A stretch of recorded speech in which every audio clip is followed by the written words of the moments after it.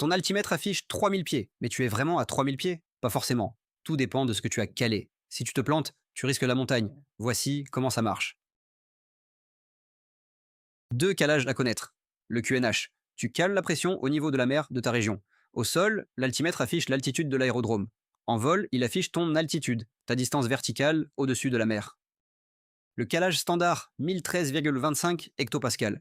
Là, tu ne mesures plus par rapport à la mer, mais par rapport à une surface de pression théorique. En vol, ça donne une altitude pression exprimée en niveau de vol, FL. Et le piège mortel, si le QNH du jour est inférieur à 1013, ton altitude réelle est plus basse que ce que l'altimètre affiche en calage standard. Tu crois être haut, tu es bas. Le relief ne pardonne pas.